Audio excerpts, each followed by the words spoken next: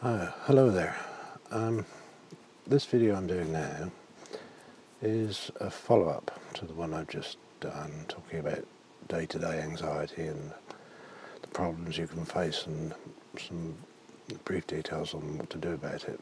In other words, my brief outlining of Claire Weeks' method. And I want to do a series of follow-ups to this video.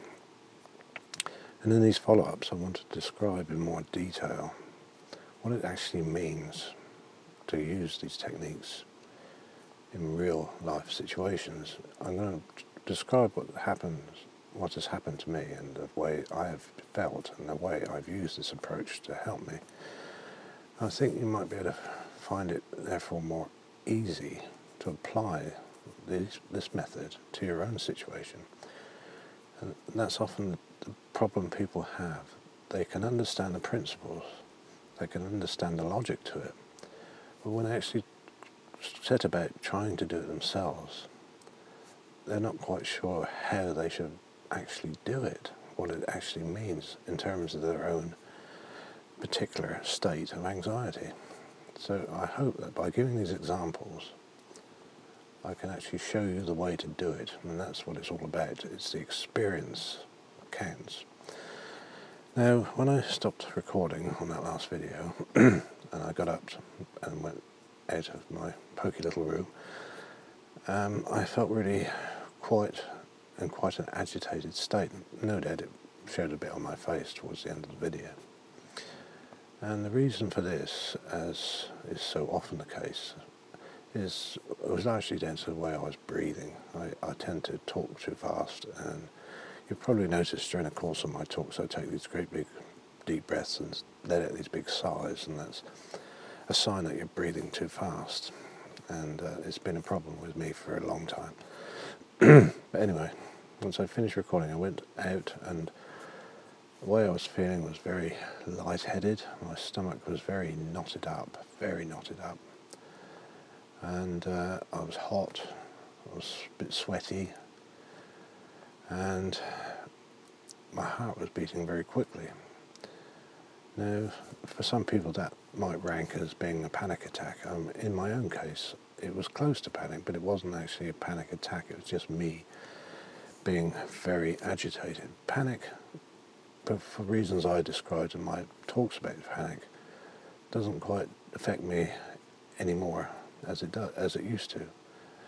I can honestly say that apart from a few occasions where certain things have happened, I don't get panic attacks like that anymore. Yes, I can get very frightened, very agitated, and that's how I was a little while ago.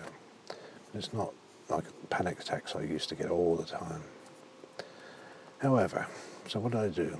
I went and sat there and I thought, well, just slow down. I realised my breathing was, far too fast, so I thought I'll just sit and let my breathing calm down. So I did this for about 10 minutes, quarter of an hour, and gradually let myself unwind, so to speak. And of course, from what I described on the last video and last couple of days, and this is something that you need to keep in mind, is the level of intensity of your sensitization. That varies a lot according to what's happening and what stresses you have to meet. And in my own case, I've found my sensitization has increased, and I recognise the signs. So, with that in mind, I inevitably expected to get more frightening thoughts than I normally get. And this is precisely what happened. I started worrying because I was so dizzy. I started worrying because my heart was beating so fast. Stuff I've had for years, and I'm used to it, and I understand the reason for it. Doesn't necessarily help in the moment. Not always. Sometimes reason can go out the window and you just feel kind of overwhelmed by whatever it is you're feeling at any one moment. But this is where practicing Claire Weeks' method comes into its own. You've had experience in the past of seeing your your anxiety symptoms and your panic attacks, yes. You see them diminish And once you've had that experience, you begin to build confidence in using this approach. And that's what happened with me. Not only do you get the information, you've got all the information and knowledge in your head as to what's happening, but you also get what used to be, Claire Weeks used to call the right inner voice. Excuse me. This is when you can hear in your mind a voice that is supporting you, it's encouraging you, and it's reassuring you. It comes from having been through a lot of anxiety the right way. And it's a voice that says, you know what this is. You know exactly what this is. There's nothing wrong here. It's just the usual things that you've had so much of. It's an encouraging voice that helps you through a difficult moment. And that's what happened. Now, for a while afterwards, I was still quite agitated because not only was I knotted up in my stomach, I was also rather queasy with it, which again is quite common. And eventually I did what I did a couple of days ago. I just went out and did my dinner, giving myself these reassurances, explaining to myself with this right inner voice what was happening and why, and just going about my business, doing what I was needing to do with all of this happening. In other words, my heart was still beating pretty fast. I was still very, very lightheaded. But I just carried on. And while doing all this, there was this supporting voice telling me what was happening and why. And I had my dinner eventually, once I'd had another sit down and had another letting go session. I didn't particularly want my dinner, but I knew that if I didn't eat it, I'd be feeling much, much worse. Just as an aside, appetite is a big issue for a lot of anxious people. Eating is a big issue. And it has been, especially has been for me. And but there's one thing I've learned over years is that in spite of how you might be disgusted at even the thought of food sometimes, and I still am sometimes, but you still need to eat. If there's probably a case that you don't actually feel hungry very often at all, if at all. I've been through phases where I just don't want food. I just eat because I know I have to. But that is what I was doing today, really just eating because I knew I had to, and I didn't especially enjoy it. However,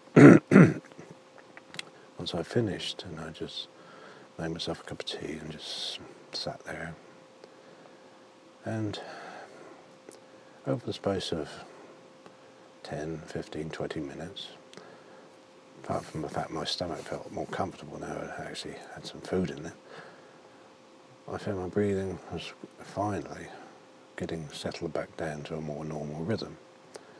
And with all that, I started to feel much, much better. The dizziness as it had been went way down compared to what it was. Still a little bit of lightheadedness, but nothing as it had been. My heart rate had slowed down, and I felt generally a bit calmer, quite a bit calmer. Now this was as a direct result of using these techniques. I was able to do this because of what I'd learned in the first place about how your nervous system works and how you get into this state and why you're like this.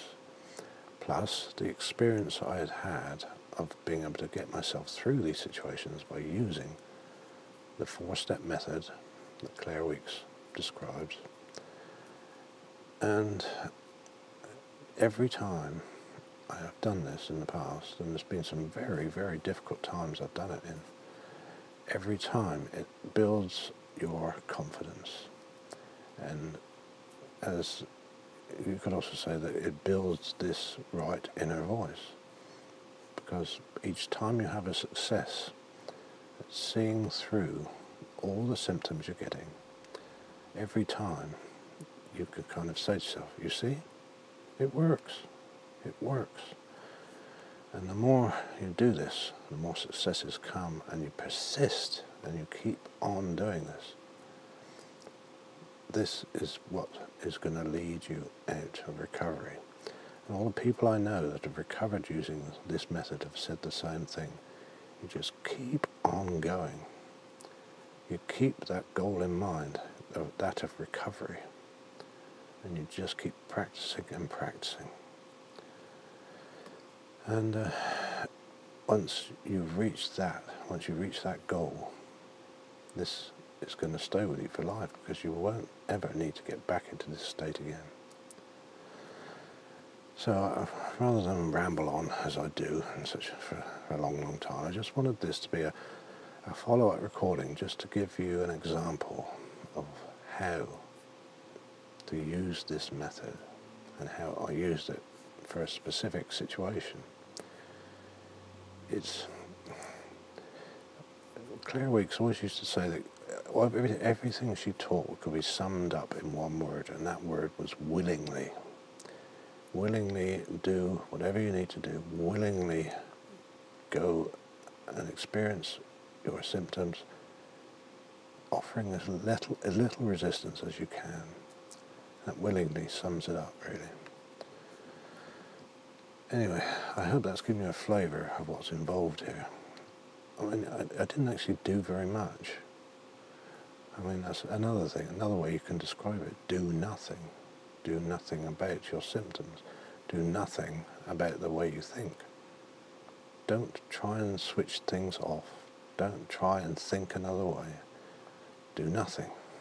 Very good way of describing it. And in the early stages especially, you feel as if this is completely futile. You think, do nothing.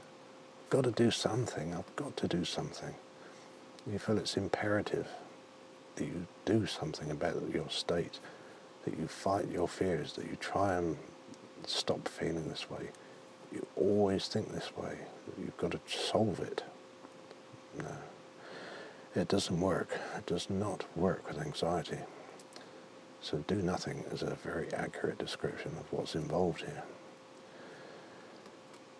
But I shall talk about this from different angles and in different ways as I do future recordings. But I hope that's given you a flavour of the method and how it actually feels when you do it. This is what I want to convey more than anything. People get confused by whether they're doing it right. People are always asking the question, am I actually accepting, or is this the right way? So hopefully, if I do these recordings and give you more examples, then you will understand what the right way actually is. And when you do, you'll be able to use it in your own life and see, as I have, how much it affects the way you feel. And then the thought of recovery then doesn't seem like a hopeless dream anymore. It actually seems to be real. It seems a real possibility because you've seen something work on the way you feel. And that's fantastic when you feel like that. So I'll end it here, and I'll catch up with you on the next recording when I'll try and give you another perspective, another example. But please, do try this method, please do. You won't regret it, and you will find that it's the secret you've been looking for. So until the next time, thank you again for watching, and bye for now.